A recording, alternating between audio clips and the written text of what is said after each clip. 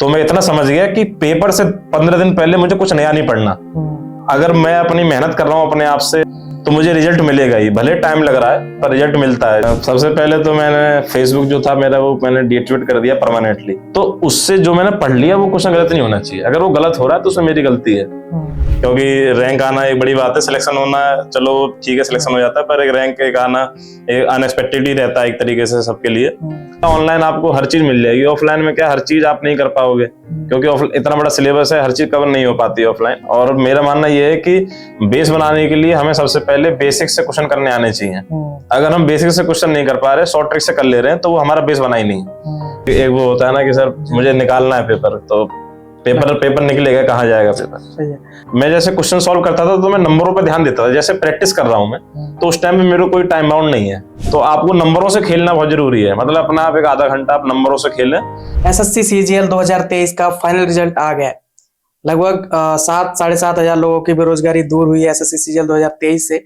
बहुत सारे इंस्पेक्टर्स, बहुत सारे एएसओ, बहुत सारे ईडी में भी गए एएसओ, कुछ सीएसएस में, एमईए में, जिनकी जो मनपसंद पोस्ट थी लगभग उनको मिल गई है। कोई जीएसटी इंस्पेक्टर बना है। तो आपने देखा ही होगा सोशल मीडिया पर लगातार जब से रिजल्ट आया है सबकी प्रतिक्रिया आ रही है। बहुत सारे टीचर्स भी वीडियोस बना रहे हैं। और आपको पता है मोटिवेशन फैक्ट्री जब भी जैसे ही रिजल्ट आता है, जो भी सिलेक्टेड कैंडिडेट होते हैं आप सबसे मिलवाते हैं, ताकि उनकी जर्नी से, उनकी स्ट्रेटेजी से आप सभी लोगों को कुछ ना कुछ सीखने को मिले, मोटिवेशन मिले। तो मेरा नाम है अंकित शर्मा। आज की इस वीडियो में हमारे साथ हैं शशांक तिवारी भाई।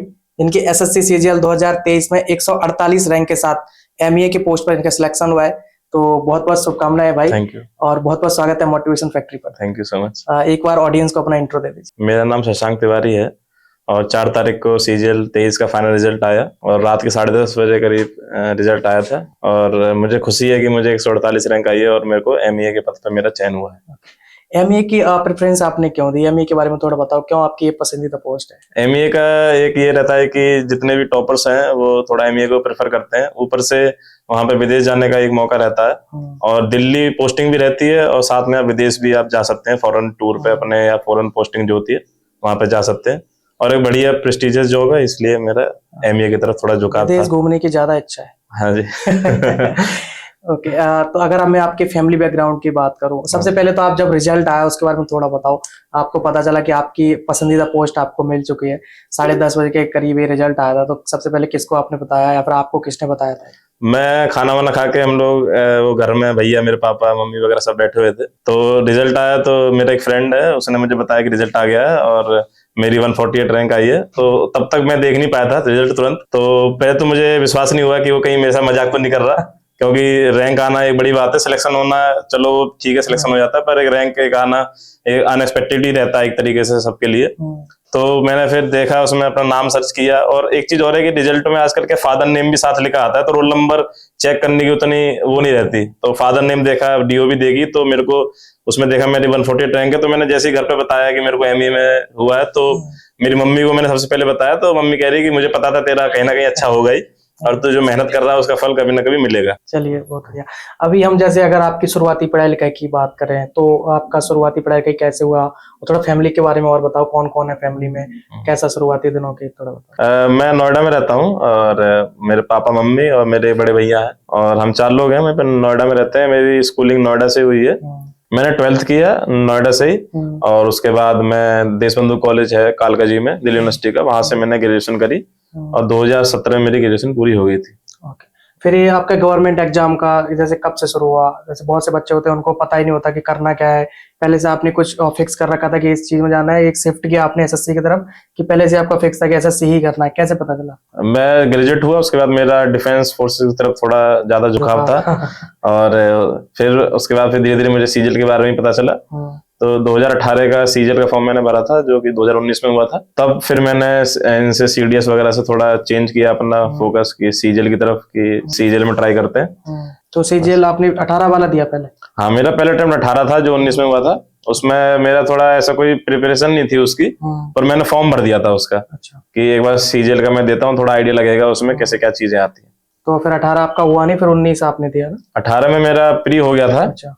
मेंस में उतनी अच्छे परफॉर्मेंस नहीं कर पाया क्योंकि कुछ गलतियां रही जो शायद और लोग ना करें तो बढ़िया रहेगा। उन गलतियों पर भी हम चर्चा करेंगे। फिर आपका 22 वाला भी 22 वाला हुआ है आपका सिलेक्शन ना? हाँ, मेरा 22 से असिस्टेंट सेक्शन ऑफिसर सीएसएस में हुआ है। ऑल इंडिया रैंक मेरी 171 थी। ओके, और इस बार आपको एमईए में ले गया था? हाँ, और इस बार मेरा ये था कि जब 171 में रैंक ला सकता हूँ तो क्यों ना एक एमईए के लिए भी ट्राई किया जाए। तो फिर ये मेरा 23 मेरा एमईए के लिए एक तरीके से मेरा ट्राई था और उसमें मैं सफल हुआ। ओके, और कौन से आपने एग्जाम दिए? जैसे एसएससी में सीएचएसएल भी होता है, एमटीएस, ये सब भी एग्जाम होते हैं, ये सब भी दिए आप? हाँ, सीएचएसएल मैंने दिया है। सीएचएसएल 21 से मेरा सिलेक्शन हुआ था आर्म फोर्स हेडक्वार्टर पोस्ट पे, एलडीसी की पोस्ट पे, और उसमें मेरी ऑल इंडिया रैंक 225 थी। एमटीएस का मैंने कभी फॉर्म नहीं भरा और सीएचएसएल और सीजीएल ही मैंने दिए हैं। ओके, चलिए अब आपकी हम तैयारी पे आते हैं थोड़ा कि कैसे आपने सीजीएल के लिए तैयार कैसे किया? कि एक होता है ना कि अब तो मैं फिक्स कर लिया कि मुझे तैयारी करनी है, पढ़ना क्या है, कैसे पढ़ना है, कौन से टीचर से पढ़ना है, और आप तो दिल्ली से हो तो यहाँ मुक्तिनगर का माहौल ही है, बहुत सारी कोचिंग्स है यहाँ पे, कोचिंग हब है, तो आप यहाँ पर भी आए, कोचिंग आपने ऑफलाइन लिया, ऑनलाइन लिया, कैसे शुरुआत कैसे हुई आपकी? कोचिंग मैंने 2018 में जब मैं यहाँ आया था, जब मैंने डिफेंस फोर्स थोड़ा शिफ्ट होने की तरफ था, तो मैंने देखा था यहाँ पे काफी कोचिंग इंस्टीट्यूट थे।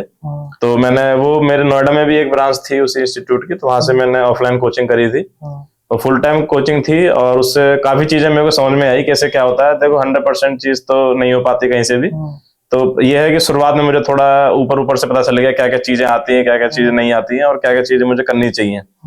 क्या आप मतलब ऑफलाइन प्रेफर किया करोगे बच्चों को अभी कि ऑनलाइन पढ़ना चाहिए? कैसा कैसा रहा? अब तो चीजें ऑनलाइन, काफी चीजें इंप्रूव हो गई हैं। उस टाइम पे ऑनलाइन नहीं थी उतनी। अब क्या है, ऑनलाइन आपको हर चीज मिल जाएगी। ऑफलाइन में क्या हर चीज आप नहीं कर पाओगे क्योंकि इतना बड़ा सिलेबस है, हर चीज कवर नहीं हो पाती है ऑफलाइन। पर ऑनलाइन में आप जो कोर्स लेंगे वो आप पूरा कर सकते हैं सही से, टाइम लगा के अपना बेस बना सकते हैं बढ़िया। तो ऑनलाइन ज्यादा बढ़िया है अब के हिसाब से देखा जाए तो। आप घर बैठ के कहीं भी अपने आराम के हिसाब से कहीं भी कोर्स कर सकते हैं। आपको ये आपकी डिजायर पोस्ट लेने में लगभग कितना समय लग गया? आप कितने साल लग गए होंगे आपको? सीजीएल की जर्नी मेरी 2019 से अगर मैं लगाएं तो लगभग 4 साल हो गए, जिसमें काफी चीजें, हाँ वो 4 साल में काफी उतार चढ़ाव भी रहे, पर ठीक है फाइनली एक सफल हो जाते हैं तो थोड़ा अच्छा लगता है। वो चीजें भी अच्छी लगती हैं जो पास्ट में हुई, उन चीजों का भी फल मिलता है तो बढ़िया लगता है। ओके, आपकी अगर जैसे रूटीन की बात करें तो आप कितने घंटे पढ़ते थे जब आपका सीरियस पढ़ाई चल रहा था? रूटीन कैसे रहता था, जैसे सुबह से लेकर शाम तक कैसे क्या क्या क्या क्या चीजें करते थे? लाइब्रेरी जाते थे या फिर घर पे पढ़ते थे? मेरा रूटीन एज सच आवर्स का नहीं था कि मैं कितने घंटे पढ़ रहा हूँ। मेरा ये रहता था कि मैं अपना मॉर्निंग में उठता था आराम से 6 साढ़े 6 बजे। मेरा मॉर्निंग में उठने की आदत थी कि लेट नहीं करना ज्यादा। तो सुबह उठ के मैं सबसे पहले करंट अफेयर वगैरह पढ़ता था, ये सीजीएल 22 की बता रहा हूँ मैं। उसके बाद करंट अफेयर के बाद सीधे मैं इंग्लिश पढ़ता था। इंग्लिश के वोकैब हो गई, सिनोनिम एंटोनिम हो गए, जितने रिवीजन करता था। और ये मान लो कि लगभग 6:30 उठा तो 9:30 10 बज जाते थे इसमें, थोड़ा अपना मॉर्निंग रूटीन के अलावा ये सब पढ़ाई करने के बाद। उसके बाद मेरा डेली रूटीन रहता था कि 10 से 12 मेरे को मॉक देना है। 10 बजे शुरू करके जितने बजे भी 12:30 जो भी है तो मैं मॉक देता था। उसके बाद मॉक देने के बाद आधा 1 घंटा का रिलैक्स और लंच वंच करता था। उसके बाद फिर 2 बजे करीब फिर दोबारा से जो मॉक दिया उसका एनालिसिस करता था। लगभग आधा पौना घंटा चलता था एनालिसिस। उसके बाद फिर जो चीजें मेरे को नहीं आती थी या जो जिस टॉपिक से क्वेश्चन गलत हुए वो मैं एक पेज में लिखता था, क्योंकि मेरा मानना ये है कि हम भूल जाते हैं क्या चीज हमें नहीं आती क्या आती है। तो हमें उन चीजों को हमेशा मतलब अपने पॉइंट पे रखना है कि कौन सी चीज हमें रिवाइज करनी है कौन सी नहीं। तो जो टॉपिक्स मैंने अपने नोट पे लिखे हैं, अपने पेज पे लिखे हैं, तो मैं उसे अपने दीवार पे ऊपर, जहां मेरी टेबल थी वहां ऊपर दीवार पे उसे मैं लगा लेता था।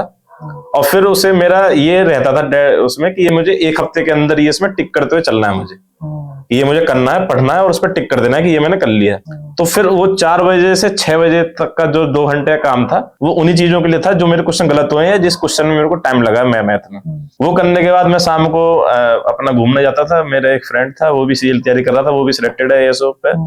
तो मैं और वो आराम से वहां पे घूमते थे, तो वो अपनी बताता था, हम उसके सुनते थे। तो एक रहता है ना कि साथ में कोई तैयारी करने वाला होता है तो अपना एक दूसरे की बातें सुन के कैसे करना है, वो क्या कर रहा है, मैं क्या कर रहा हूँ। तो हम घूमते थे अपना आधा 1 घंटा। थोड़ा शाम को थोड़ा कुछ सामान लिया है बाहर से, सब्जी वब्जी जो भी जैसी भी चीजें।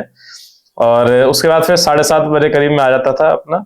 फिर खाना वगैरह खाते थे, हम घर में खाना खाते थे। उसके बाद फिर लास्ट में रात में 1-2 घंटा 11 बजे तक मेरा इंग्लिश में और जीएस में फिर दोबारा से टाइम जाता था। वो चेंज होता, रात का जो टाइम था मेरा फ्लेक्सिबल था। उस समय कभी मैथ पढ़ रहा हूँ तो कभी इंग्लिश कभी जीएस। तो जो चीजें एक तरीके से रिवीजन में मान लो या जो भी मान लो, वो मैं करता था, ये मेरा रूटीन रहता जैसे अभी क्या बहुत सारे कमेंट्स आ रहे हैं बच्चों के, क्या होता है कि ऑनलाइन उन्होंने क्लास ली तो उसमें क्या टीचर्स पीडीएफ भी प्रोवाइड करवाते थे उनके टेलीग्राम पे या फिर लिंक वगैरह दे देते था। हाँ तो आप क्लास लेके पीडीएफ डाउनलोड कर दो, वहां से आपको नोट्स वगैरह वो मिल गए। और एक होता है कि बच्चे खुद नोट्स बनाते हैं अपने, जैसे क्लास हो हाँ, खुद के भी नोट्स बनाते हैं, तो आप कैसे करते थे और फिर अगर कैसे करना चाहिए, क्या उसके बेनिफिट्स होते हैं खुद के नोट्स? ये बढ़िया, ये काफी चीजें मैंने इम्प्रूव की अपने में।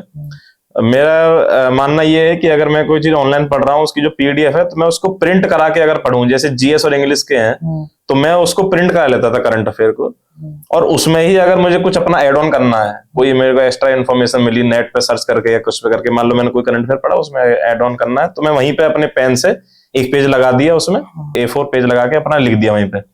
तो करंट अफेयर जैसी चीजें तो ऑफलाइन पढ़ो तो ज्यादा बढ़िया है, प्रिंट करा लो उसे, पीडीएफ है जो भी है उसको प्रिंट करा लो। मैथ में तो आप उससे भी कर सकते हो, लैपटॉप से भी कर सकते हो, क्योंकि उसमें तो क्वेश्चन पढ़ना है, सॉल्व करना है। पर जीएस में क्या आपको बार बार रिवीजन करना है। तो मेरा मानना ये है कि अगर आप पीडीएफ को प्रिंट करा लेंगे ज्यादा बढ़िया रहेगा, उससे और इजी भी हो जाता है। लैपटॉप को आप कैरी नहीं कर सकते हर टाइम पे, मैं क्या पीडीएफ को कभी सोते टाइम भी अपना लेटे हुए या जैसे भी अपना, तो उसको देख लिया पीडीएफ को।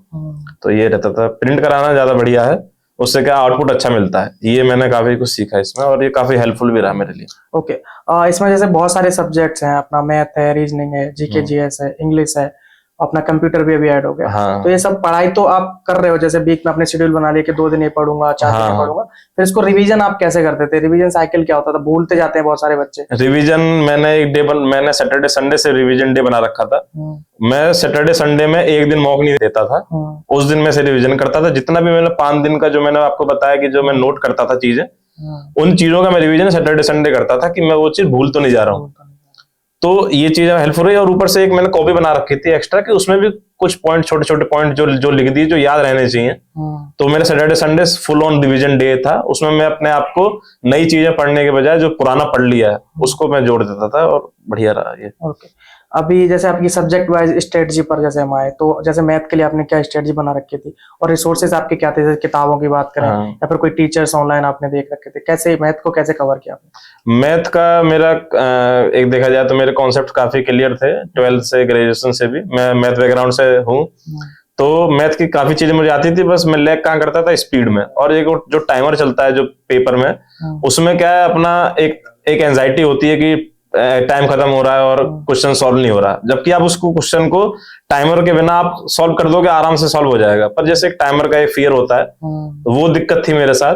तो मैं क्या करता था, एक तो मैंने अपने वेज बनाए कुछ कैलकुलेशन, जैसे मैं क्या करता था, एक रैंडम नंबर ले लेता था, और फिर उसमें मैं उसके मल्टीपल देखता था कि ये किस किस का वो है, मल्टीपल है। कोई भी रैंडम नंबर ले लिया, और वो मैं डेली आधा घंटा करता था। कोई भी रैंडम नंबर ले लिया, उसको डिवाइड देखा किस किस से डिवाइड हो रहा है, और कुछ भी, इससे कि माइंड में सर नंबर याद रहे।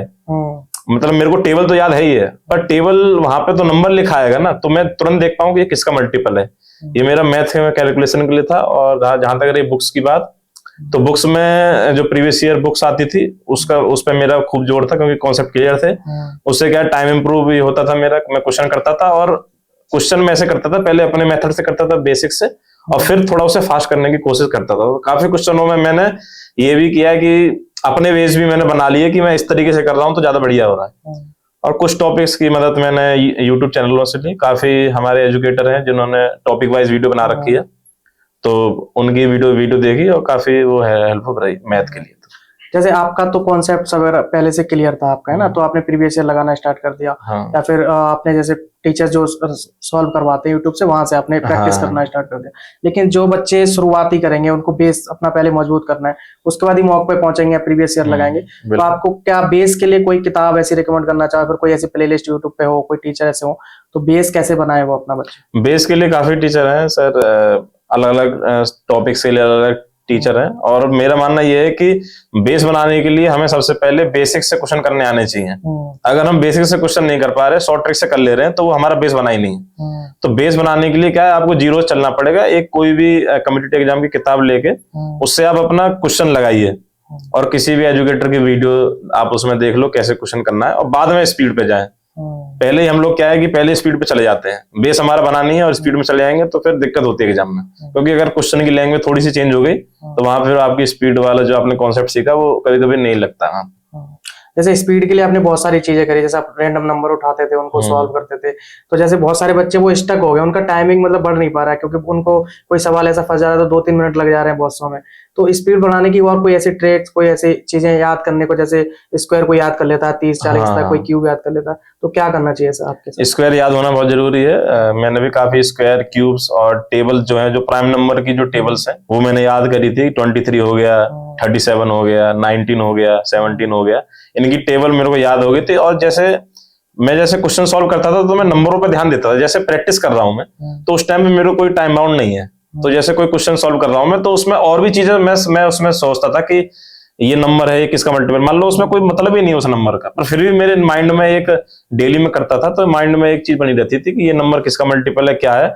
तो आपको नंबरों से खेलना बहुत जरूरी है, मतलब अपना आप एक आधा घंटा आप नंबरों से खेलें, और ये मत सोचें कि मुझे बहुत जल्दी करना है। मतलब उसको सिर्फ सॉल्व नहीं करना, उसे सीखना भी है, उससे सीखना भी है। जैसे फाइनल एग्जाम क्योंकि मैं क्वेश्चन सॉल्व करके बैठ गया, अब मेरा हो गया, पर उससे मैं और क्या तरीके से मैं कर सकता हूँ, और क्या तरीका हो सकता है, मैंने ऐसे ही क्यों किया, तो थोड़ा अपने आप को उसमें माइंड लगाना पड़ेगा उस क्वेश्चन में, तो उससे क्या होगा, और कोई क्वेश्चन आएगा उसमें हेल्पफुल होगी। तो ये प्रैक्टिस के लिए बहुत जरूरी है। और जैसे मॉक देने के बाद भी मैं एक क्वेश्चन मैंने अपने मेथड से कर लिया या जिससे भी कर लिया, उसको भी मैं कभी कभी मान लो मेरा थोड़ा डाउट लग रहा है कि शायद मैं दूसरे मेथड से ना कर पाऊं, तो मैं उसके जैसे मॉक हो जाने के बाद एनालिसिस में उसको मैं दूसरे तरीके से भी करता था, जिससे कि मेरे 2-3 मेथड बढ़िया रहे। और कभी कभी कुछ क्वेश्चन सर ऐसे होते हैं कि अगर हम बेसिक से ही उसकी प्रैक्टिस इतनी अच्छी कर लें तो वो बेसिक से भी जल्दी हो जाता है एज कम्पेयर टू आप शॉर्ट ट्रिक लगा रहे हैं तो भी। ओके, चलिए ये तो मैथ की बात कर ली। अब जैसे इंग्लिश पर हम आए, तो इंग्लिश आपने कैसे तैयार किया, कौन सी किताबें रही, कैसे इंग्लिश को मजबूत किया, जैसे वोकैब इसमें अलग अलग सेक्शन कैसे किया? वोकैब के लिए सबसे पहले तो मैंने क्या किया, प्रीवियस ईयर जितने भी प्रीवियस ईयर हैं, जो ब्लैक बुक आती है उसकी मेरे पे पीडीएफ थी, बुक मेरे में ऐसा सच नहीं थी, उसकी पीडीएफ थी। और एक ऑनलाइन मेंटर करके होता है, उसकी भी मेरे पे पीडीएफ थी। वो काफी पुराने वोकैब थे, उसमें एंटोनिम, सिनोनिम, वन वर्ड, तो मैं क्या उसके प्रिंट करके ले आया था, और मैं डेली उसे पढ़ता था। रिवीजन मान लो मेरी खत्म हो जाती थी, फिर दोबारा से पढ़ता था, और फिर भी कुछ दिक्कत आ रही है तो मैंने एक सेपरेट कॉपी बना रखी थी सिर्फ वोकैब के लिए। अच्छा। और उसमें मैं अपने तरीके से याद करता था। मान लो मेरे को कोई बता रहा है तो मेरे को अपने तरीके से याद होगी, मैं अपने लाइफ को इमेजिन करके, कुछ एक्सपीरियंस को करके मैं अपने तरीके से याद करता था उन वोकैब्स को। ग्रामर के लिए जो प्लिंथ टू पैरामाउंट जो बुक आती है अपना, वो बढ़िया रहती है, वो नीतू मैम की। तो ग्रामर के लिए तो वो बेसिक्स के लिए बहुत बढ़िया है। और अगर ग्रामर एक बार आपने वहां से कर ली तो फिर प्रैक्टिस के लिए प्रीवियस ईयर क्वेश्चन आप कर लो।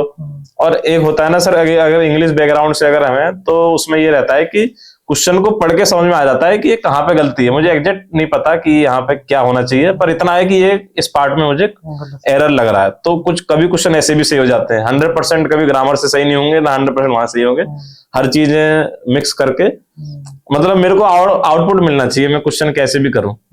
तो मेन चीज ये थी ग्रामर के लिए प्रीवियस ईयर की प्रैक्टिस भी करी। यूट्यूब वगैरह पे काफी प्रैक्टिस वीडियोस हैं इतने, अब तो सर काफी यूट्यूब चैनल आ गए हैं, तो उसमें कहीं से भी आप प्रैक्टिस कर लो। और एक चीज है कि यूट्यूब पे आप अपना बैठे बैठे भी अपना मोबाइल में देख सकते हैं कहीं भी। तो ग्रामर कैसे था। और जीके जीएस में बहुत अनसर्टेनिटी रहती है कि पता ही नहीं क्या पूछ लें क्या ना पूछ लें, और एक कॉन्फिडेंस भी नहीं रहता कि मेरा हो गया सिलेबस की नहीं हो गया, क्योंकि अलग से बहुत सारी चीजें पूछ लेते हैं। तो उसको कैसे आपने किया, करंट अफेयर को कैसे किया, कौन सी किताबें यूज करी? करंट अफेयर के लिए मेरा मानना ये है कि 2 सोर्स ले लो कोई से भी। एक तो कंपाइलेशन भी आती है करंट अफेयर की, वो बहुत बेस्ट है, पेपर से 1 महीना पहले आ जाती है, तो उसे तो आप अच्छे से करो ही। उसके अलावा मंथली करंट अफेयर करो, उसमें क्या टाइम उतना इन्वेस्ट भी नहीं होता और आउटपुट ज्यादा मिलता है। आउटपुट ज्यादा इन द सेंस कि आप उसको रिवाइज ज्यादा कर सकते हो। मेरा मानना ये है कि अगर आप एक सोर्स ले रहे हो तो वो सोर्स इतना अच्छे से याद हो कि आपको उसमें से कोई क्वेश्चन गलत नहीं होना चाहिए। हम लोग क्या है 8-10 सोर्स की तरफ भागते हैं। एक हमने पढ़ लिया, मान लो पीडीएफ पढ़ी मैंने, और फिर मैंने उसे छोड़ के दूसरी पीडीएफ पढ़ने लगा, और मैं वो भी मुझे याद नहीं ना ये याद है। तो मैं क्या करता था कि एक कोई भी सोर्स ले लिया, उसके मंथली करंट अफेयर पढ़ता था, बार बार रिविजन करता था, और फिर लास्ट में जो कंपाइलेशन आती थी लास्ट 6 मंथ या लास्ट 1 ईयर, उसके में भी वो जैसे वो चीजें पढ़ी मंथली तो वो रिवाइज होती थी उसमें भी। तो फिर मैं लिंक करता था कि हाँ ये मैंने पढ़ा हुआ है, इस मंथ का करंट अफेयर है। तो क्या है कि एक मेमोरी में चीज रिवाइज होती है, और एक सोर्स या 2 सोर्स से आप कर रहे हैं और पूरा अच्छे से कर रहे हैं उसे। और क्योंकि जीके में सर कुछ चीजें तो ऐसी भी आती हैं कि आप कुछ भी पढ़ लो वो फिर भी गलत होगा तो होगा ही, इतना 100% कोई श्योर नहीं कह सकता कि मेरा सही होगा जीके में इतने नंबर ले आऊंगा। और थोड़ा अवेयर रखें अपने आप को। जैसे कभी स्पोर्ट्स से क्वेश्चन आ जाते हैं, तो अगर मैं स्पोर्ट्स को फॉलो कर रहा हूँ या जैसे मेरा पैशन है स्पोर्ट्स, तो कुछ क्वेश्चन मेरे वैसे भी सही हो जाते थे कि कोई स्पोर्ट्स से क्वेश्चन आ गया, कोई फेस्टिवल से क्वेश्चन आ गया, तो इस तरीके से था। और एनटीपीसी का एग्जाम मैंने दिया था, उसमें तो काफी जीएस आती है, तो एक बेसिक्स करना तो बहुत जरूरी है जीएस के लिए कि आप टॉपिक वाइज कोई भी सब्जेक्ट, हिस्ट्री होगी, पॉलिटी होगी, उसके आप कॉन्सेप्ट पढ़ें प्लस पीवाईक्यू करें, उनमें से गलती नहीं होनी चाहिए। जैसे अगर हम पीवाईक्यू हमने पढ़ लिया और फिर भी गलत हो रहा है तो हमारी गलती है, वो गलत क्यों हो रहा है, वो गलत नहीं होना चाहिए अगर हमने पढ़ लिया। यस, अच्छा, इसके लिए कोई किताब आप रिकमेंड करो जैसे जीके के लिए सर ल्यूसेंट है एक किताब तो मेन, और मेरे पास तो कोचिंग के नोट्स थे, तो कोचिंग के नोट्स के लिए मेरा बेसिक्स था, और ल्यूसेंट कुछ एक्स्ट्रा क्वेश्चन के लिए, और करंट अफेयर के लिए मैंने पीडीएफ्स में डाउनलोड कर लेता था, प्रिंट करा के उससे पढ़ता था, अंडरलाइन कर करके, हाईलाइट कर करके। और कभी कभी मैं क्या करता था उसमें एड ऑन, जैसे कि कोई क्वेश्चन है कि कोई नया चेयरमैन बना किसी चीज का, तो कभी कभी याद नहीं रहता तो मैं उसको लिख भी लेता था ऊपर, कि जैसे मैं अपने हाथ से लिख रहा हूं तो मेरे को याद रहेगा। जैसे मैंने 10 चीज पढ़ी, उसमें से 1-2 चीज रहती है जो मेरे को याद नहीं हो रही, अब मैं कितनी भी कोशिश करूं याद फिर भी नहीं हो रही, तो मैं उसको ऊपर लिख लेता था, तो एक तो हाईलाइट भी होता था ऊपर से मैंने उसे लिखा है एक बार, तो इन द माइंड कहीं ना कहीं रहता है कि इसका आंसर ये है, तो ऑप्शंस देखते हैं तो आप लगा देते हैं। ओके, तो अभी जैसे रीजनिंग और कंप्यूटर बच रहा है, तो वो आपने कैसे किया, कैसे करना चाहिए बच्चों को? रीजनिंग के लिए सर एक तो मेरे नोट्स थे, उसके अलावा एक तो क्या है कि रीजनिंग करने से आएगी, मैंने क्या प्रैक्टिस करी रीजनिंग की सबसे पहले। रीजनिंग तो सर नॉर्मल है, अगर हम करेंगे तो हो ही जाएगी, टाइम ही तो ज्यादा लगेगा। मान लो मैं 15 क्वेश्चन कर रहा हूँ तो मेरा आधा घंटा लग जाएगा, पर मैं कर लूंगा। तो रीजनिंग में क्या पहले बेसिक करो, फिर उसी में ही स्पीड बढ़ाओ। कुछ चीजें सर मान लो किसी टॉपिक में फिर भी दिक्कत आ रही है, तो उस टॉपिक को आप यूट्यूब पे सर्च करो, इतनी वीडियोस मिल जाएंगी, उसे आप देखो और अपनी चीजें इंप्रूव करो। रीजनिंग के लिए तो ये है, और उसमें कुछ चीजें जैसे कोडिंग डिकोडिंग हो गई, इनको सर मैं लिख लेता था। इनको क्या है कि मैं अपने एक कॉपी बना ली थी रीजनिंग की, उसमें कोडिंग डिकोडिंग में जो जो कॉन्सेप्ट यूज हुआ, जो मैं भूल सकता हूँ, जैसे कभी कभी एग्जाम देते हैं, मॉक देते हैं, तो चीजें तुरंत रिकॉल नहीं होती, तो मैं लिख लेता था कि इसमें ये रूल लगा है, इसमें ये रूल लगा है, इसमें ये पैटर्न फॉलो हुआ है, तो उस पैटर्न को मैं रिवाइज करता था हर हफ्ते। जैसे बताया मैं सैटरडे संडे, तो हर हफ्ते रिवाइज करता था, तो मैं सबसे पहले वही देखता था कि ये रूल तो नहीं लग रहा है इसमें, ये पैटर्न तो नहीं लग रहा। तो चीजें रीजनिंग में अपनी एक जो अपना रीजनिंग तो है ही है उसमें, और अपना जो हमने लिखा है वो कुछ चीज याद भी करनी पड़ती है हर चीज में। तो रीजनिंग के लिए ऐसे था, और कंप्यूटर के लिए तो बेसिक्स नॉलेज थी, अपना MS ऑफिस वगैरह था, उसकी काफी यूट्यूब चैनलों ने अपना पीडीएफ बना रखी थी कि कंपाइल्ड की, यहाँ से पढ़ लो, वहां से मैंने पढ़ा, और उसमें इजी है सर, वो तो क्वालिफाई करना है, तो उसमें दिक्कत नहीं ज्यादा। ओके, चलिए, ये तो हमने स्ट्रेटजी की बात कर ली, रिसोर्सेज की बात कर ली। अभी जब शुरुआत में आप बोल रहे थे कि हमने बहुत उतार चढ़ाव भी देखे, और जनरली एक एस्पिरेंट के लाइफ में उतार चढ़ाव होते ही हैं, क्योंकि बेरोजगारी ही सबसे बड़ा पाप माना जाता है अभी शहर में। अगर आप बेरोजगार हो तो आपको बहुत कुछ झेलना पड़ता है ना, एक तो आपकी कोई रिस्पेक्ट नहीं करता, आपकी बात की कोई वैल्यू नहीं होती, आप कोई बात बोलो लेकिन आप बेरोजगार हो, भले ही आप अच्छी बात बोल रहे हो फिर भी उसको कोई मान्यता नहीं दी जाएगी। तो क्या क्या आपने अपनी इस जर्नी में झेला और कैसे उनको टैकल किया? थोड़ा रहता है उतार चढ़ाव, अपने आप को भी लगता है कि मैं ऐसा क्या कर रहा हूँ जो मेरा रिजल्ट नहीं मिल रहा, अपने आप से भी एक शिकायत तो रहती है उस टाइम पे, और वो शिकायत होना भी जरूरी है। अगर मेरे को खुद नहीं लगेगा कि मैं तैयारी नहीं कर रहा हूँ तो मैं अपने आप को इम्प्रूव नहीं कर पाऊंगा। बहुत लोग कहेंगे कि भाई ये करो, उससे नहीं है, मेरा मन जब कहेगा कि इसे करूं तभी मैं करूंगा, और ये सबके लिए है। उतार चढ़ाव इसलिए ये भी था कि मैं एक तो कोविड आ गया था बीच में, एग्जाम का कुछ वो नहीं था कब होना है क्या होना है, तो एक फ्लो हो जाए वो टूट जाता है, फ्लो नहीं रहता, तो चीजें उतनी जो मैं इनपुट दे रहा हूँ उतना आउटपुट नहीं मिलता है। एक फ्लो बना रहता है, और एक जैसे रूटीन हमारा बिगड़ जाता है, रूटीन बिगड़ गया तो हम अपने आप से सीरियस नहीं है, रूटीन बिगाड़ रहे हैं। तो ये चीजें हैं, जैसे मैंने काफी एग्जाम दिए, एनटीपीसी भी दिया, तो ये रहता है कि पहले कोई नौकरी लगे। रेलवे का एनटीपीसी भी भरा था मैंने, SBI का प्री भी मेरा क्लियर है क्लर्क का, तो उसमें क्या है कि काफी चीजें मेरी वहां से भी क्लियर हुई, जैसे रीजनिंग मेरी काफी इंप्रूव हुई वहां से।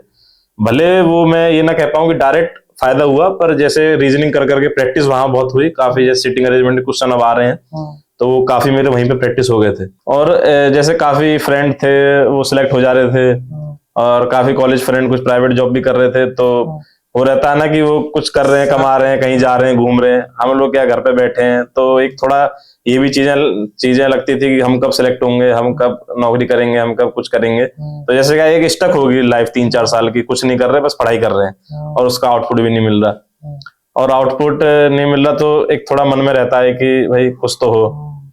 ओके, ये सब आपने झेला उस स्टेज में, अभी बहुत सारे बच्चे आपको देख रहे हैं, उनका भी यही वही फेज चल रहा है जो फेज आप झेल के अभी यहाँ तक आ चुके हो, आपको सफलता हाथ लग गई। तो मोटिवेशन को कैसे आपने रखा? आप मोटिवेट करने के लिए क्या ऐसी चीजें बताओ कि वो भी मोटिवेट रहे?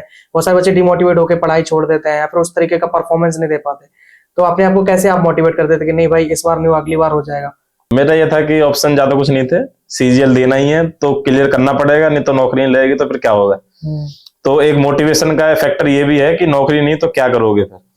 तो ऊपर से ये भी था कि अगर मैं अपनी मेहनत कर रहा हूँ अपने आप से, अगर मैं मतलब एक ट्रस्ट है कि मेरे को अपने आप से मेहनत कर रहा हूँ तो मुझे रिजल्ट मिलेगा ही, भले टाइम लग रहा है पर रिजल्ट मिलता है। काफी चीजें मैंने एसएसबी दी और एग्जाम दिए, तो उन चीजों से मैं सीख के जो भी चीजें मैंने सीखी वो कहीं ना कहीं मेरे को लाइफ में फायदा देंगी ही।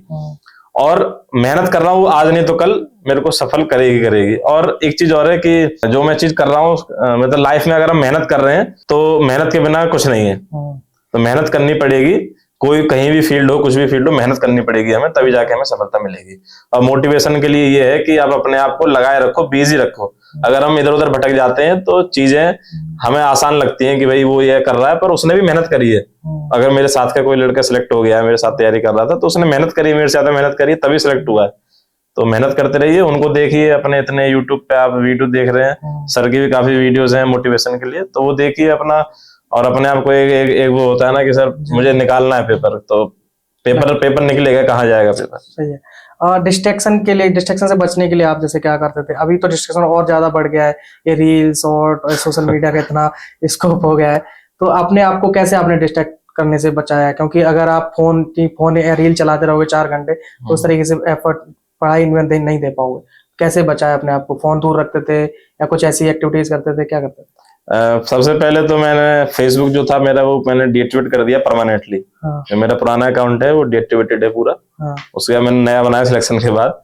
इंस्टाग्राम तो मैं पहले भी नहीं था, कॉलेज टाइम में था पर वो भी डिलीट कर दिया था, अभी बनाया है। तो इन चीजों को कंट्रोल हमें करना पड़ेगा, कंट्रोल नहीं हो रहा तो डीएक्टिवेट कर दो उसे, फिर तो कुछ कर नहीं सकते। और फोन ऑफ कर दो, मौक देते टाइम फोन ऑफ रखो, किसी का मैसेज ना आए, किसी कॉल ना आए, और फोन को अपने दूर रखो। जैसे पढ़ाई काम में एक सर फोन में एक फीचर आ गया है डिजिटल वेलबींग। अच्छा। तो वो बताता है हमने कितने घंटे क्या चीज यूज करी है, और उसमें फोकस मोड भी होता है। तो फोकस मोड पे मैं जो ऐप डिस्ट्रैक्टिंग ऐप है उनको मैं फोकस मोड में स्लीप रखता था कि उनके नोटिफिकेशन ना आए मेरे पढ़ते टाइम। तो ये मेरा प्रोसेस था उसके लिए। अगर जैसे गलतियों की बात करें तो आप जैसे इतना साल आपने ये तैयारी करी, अभी भी आप बहुत सारे एस्पिरेंट्स को देखते होंगे जो तैयारी कर रहे हैं, तो आपको क्या ऐसे मेजर गलतियां दिखती हैं कि वो गलतियां एस्पिरेंट्स को करने से बचना चाहिए अगर उनको जल्दी जल्दी सिलेक्शन लेना है? नंबर ऑफ मिस्टेक्स क्या ऐसी हो? मिस्टेक सर ये है कि कुछ चीजें हम छोड़ देते हैं कि ये तो एग्जाम में क्या ही आएगा, और एग्जाम में मान लो उसी एक क्वेश्चन आ गया तो फिर आपका, मान लो मैंने ट्रिग्नोमेट्री पढ़ी और एक क्वेश्चन थोड़ा सा हार्ड आया और वो मैंने छोड़ दिया कि चलो ये छोड़ो, क्या ही आएगा, इसकी क्या चांस है, और वही क्वेश्चन आ गया एग्जाम में, तो मेरी ट्रिग्नोमेट्री पढ़ना बेकार हो गया, क्योंकि एक क्वेश्चन आया ट्रिग्नोमेट्री से और वही मैंने किया नहीं था। तो चीजें छोड़नी नहीं है, भले एग्जाम में मॉक में रिपीट हो रही नहीं हो रही, तो चीजें एक बार सिलेबस अपना पूरा अच्छे से करो जिससे कवर पूरा हो। जैसे हम कुछ चीजें छोड़ देते हैं, जीएस में कोई टॉपिक छोड़ दिया और जैसे छोड़ दिया, तो जीएस में भी सर काफी चीजें सिलेक्टेड हमें होना पड़ेगा कि मैंने एक टॉपिक पढ़ा तो उससे जो मैंने पढ़ लिया वो क्वेश्चन गलत नहीं होना चाहिए। अगर वो गलत हो रहा है तो उसमें मेरी गलती है। तो ये गलतियां ना करें कि कोई भी चीज हम जो सिलेबस में है वो ना छोड़ें, और स्पीड भले हमारी उस क्वेश्चन में तेज ना हो पर वो क्वेश्चन हमारा होना चाहिए। हर क्वेश्चन में स्पीड बनाने की कोई जरूरत नहीं है, जैसे हर चीज में हम स्पीड में चले जाते हैं तो उसकी भी जरूरत नहीं है। काफी क्वेश्चन बेसिक से भी जल्दी हो जाते हैं।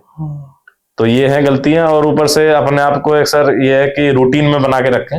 रूटीन अगर हमारा नहीं रहेगा, हम कभी घूमने चले जा रहे हैं, कभी दोस्तों के साथ चले जा रहे हैं, जाना 1 घंटे के लिए 3-4 घंटे घूम के आ रहे हैं और फिर उसके बाद आके तुरंत कंसंट्रेट भी नहीं कर पाते पढ़ाई में।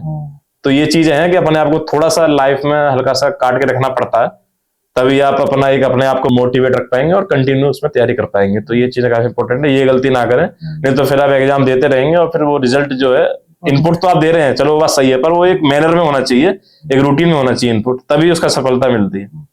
ओके, एक एग्जाम फियर की और बात करेंगे। जैसे एग्जाम फियर बहुत सारे बच्चे झेल नहीं पाते, बहुत प्रेशर ले लेते हैं।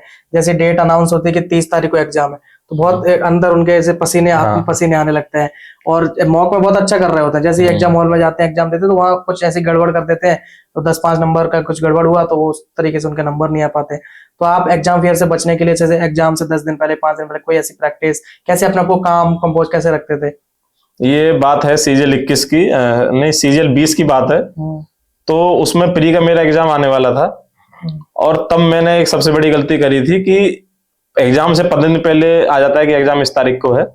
उसके बाद मैंने 15 दिन में खूब पढ़ा कि मैं खूब मेहनत कर रहा हूँ, अपना मैथ क्वेश्चन लगा रहा हूँ, और उसमें मेरी परफॉर्मेंस बहुत बेकार रही एग्जाम में। तो मैं इतना समझ गया कि पेपर से 15 दिन पहले मुझे कुछ नया नहीं पढ़ना। हम लोग क्या उसी को पढ़ने लग जा रहे हैं, नया कुछ नहीं पढ़ना। उस 15 दिन में सिर्फ रिवीजन करना है, सिर्फ रिवीजन। अपने आप को सोच लो कि जो तैयारी होनी थी वो हो गई है। अब आप 15 दिन में कुछ ऐसा नहीं कर दोगे कि आप पहाड़ तोड़ दोगे एग्जाम में जाके। 15 दिन में कुछ नहीं, जो पढ़ लिया उसको रिवाइज कर सकते हैं। तो हमें सबसे पहले क्या है, एग्जाम को फियर को दूर करने के लिए ये है कि अपने आप को एक्सेप्ट करो कि मैंने जितना पढ़ा है उतना मैं अच्छा दूंगा। और एक हमें टारगेट नहीं करना है कि मेरे को इतने नंबर ही लाने हैं, क्योंकि हम उस टारगेट के चक्कर में, फियर में, प्रेशर में बहुत कम नंबर आ जाते हैं। फिर उस चक्कर में अपने आप को ये रखना है कि मुझे अच्छे नंबर लाने, रैंक मेरी कुछ भी आए। रैंक कोई टारगेट नहीं कर सकता कि मेरी 100 आए, 200 आए। आप ये टारगेट कर सकते हैं कि मैं 500 में अंडर में आ जाऊं, क्योंकि कुछ ना कुछ क्वेश्चन इधर उधर एग्जाम में होता ही है। वो कितनी भी कोई आदमी तैयारी कर ले, फियर को दूर कर ले, तो क्वेश्चन वहां होगा, तो वो चीजें होनी है, वो श्योर है। तो उसके लिए टेंशन लेने की कोई जरूरत नहीं है। रिवीजन करें अपना बढ़िया से, 15 दिन पहले कुछ नया नहीं पढ़ना है। नया पढ़ेंगे तो वो चीजें माइंड में सेटल नहीं होती, और जो पढ़ी हुई है वो भी बेकार हो जाती है। तो ये चीज है मेरा एग्जाम फेयर को लेके। और एग्जाम फेयर का जितना हम एग्जाम देंगे उतना एग्जाम फेयर हमारा दूर होगा। CHSL दो, CPU भरो, भले उसमें आपको जाना है नहीं जाना है, फॉर्म भरो, दे के आ जाओ प्री मेंस, बाद में उसका DB छोड़ दो या मेंस छोड़ दो, तो या उसका फिजिकल छोड़ दो CPO का। तो उससे क्या है, एग्जाम फेयर वहीं से दूर हो जाएगा। चीजें तो वही है जो वहां आ रही है, वही हमारी सीजन में ही आनी है। तो अभी 2024 वाले बच्चे आपको देख रहे हैं, बहुत ज्यादा मोटिवेशन आपकी जर्नी से लेंगे, बहुत कुछ आपने उनके बारे में बताया, तो वो स्ट्रेटजी भी सीखेंगे। लास्ट में, इस इंटरव्यू के लास्ट में, इन बच्चों के लिए क्या मैसेज, क्या संदेश होंगे? क्योंकि अभी लगातार एग्जाम आने वाले हैं, CHSL भी होगा, और GD भी होगा, बहुत सारे एग्जाम है, MTS भी होगा, फिर अपना CGL भी आएगा, 8-9 महीने रह गए, CPO भी है। तो इन सब बच्चों के लिए क्या मैसेज, क्या संदेश देना चाहोगे? मैसेज यही है कि अपने आप से लॉयल रहना बहुत जरूरी है। अगर मैं मेहनत कर रहा हूं तो मुझे पता चलेगा मैं मेहनत कर रहा हूं, और नहीं कर रहा हूं तो लॉयल रहना पड़ेगा, कि अपने आप को बताना पड़ेगा मैं मेहनत नहीं कर रहा हूं, मुझे और हार्डवर्क की जरूरत है। और चीजों को लेट गो नहीं करना है कि ये क्वेश्चन है मैंने छोड़ दिया, कोई दिक्कत नहीं है, वही क्वेश्चन आ गया, वो सोच के जाओ कि अगर यही क्वेश्चन आ गया तो क्या होगा। और जब पेपर आने वाला हो तो कुछ नहीं सोचना, फिर जो आपने पढ़ लिया उसको रिवाइज करना है, और अपना पेपर में एक प्रेशर लेके नहीं जाना है कि मेरे मॉक में 320 आते थे तो मैं 320 ही लेके आने, और उस चक्कर में मैं भले तुक्का मार दूं। तो तुक्के नहीं मानने, वहां पे जाके अपना बेस्ट परफॉर्म करना है, और आपने तैयारी की है तो आपका बेस्ट परफॉर्म होगा ही होगा। और एक चीज और है, कभी कभी लोग अपना बेस्ट परफॉर्म नहीं भी दे पाते हैं, तो कभी ना कभी 1-2 साल में सिलेक्शन होगा ही, और बढ़िया नंबरों के साथ होगा, और जो मेहनत करी है उसका फल कभी ना कभी मिलता है। ये चीजें मैंने अपनी लाइफ में देखी हैं, और आप लोग भी इसको महसूस करेंगे। मेहनत करते रहिए बस। चलिए, once again congratulation, thank you so much, आप यहाँ पर आए, अपना कीमती समय दिया। आई होप दोस्तों आपको बहुत कुछ इस वीडियो से सीखने को मिला होगा, बहुत मोटिवेशन मिला होगा। जिस तरीके से शशांक भाई ने अपनी जर्नी को आप सभी लोगों के सामने रखा, खुल के रखा, सारी बातें बताई, क्या क्या चीजें उन्होंने फेस करी, क्या स्ट्रेटजी बनाई, क्या क्या रिसोर्सेज उन्होंने पढ़े, वो सब कुछ आपको बताया। तो ऐसे ही टॉपर स्टॉक देखने के लिए मोटिवेशन फैक्ट्री को अभी तक आपने सब्सक्राइब नहीं किया, सब्सक्राइब कर लीजिए। आपकी कोई भी क्वेरीज होती है आपने डायरेक्ट इंस्टाग्राम पर मैसेज कर सकते हो, उसका लिंक आपको डिस्क्रिप्शन में मिल जाएगा। और 2024 वाले बच्चों के लिए हम कुछ प्रिपेयर कर रहे हैं कि उनके लिए 2024 में कुछ अच्छा ऐसा कुछ कर पाए कि जो बच्चे कोचिंग नहीं ले पा रहे हैं, या फिर उनकी फाइनेंशियल कंडीशन इतनी अच्छी नहीं है, तो फ्री में कुछ तैयारी कर पाए। तो ऐसा कुछ प्लान कर रहे हैं। SSC फैक्ट्री चैनल है वो हमारा दूसरा, उसको भी जरूर सब्सक्राइब कर लें, वहां पर ही आपके लिए वीडियोस लाने का हम प्रयास करेंगे। तो यहाँ तक वीडियो देखने thank you so much, bye bye and take care.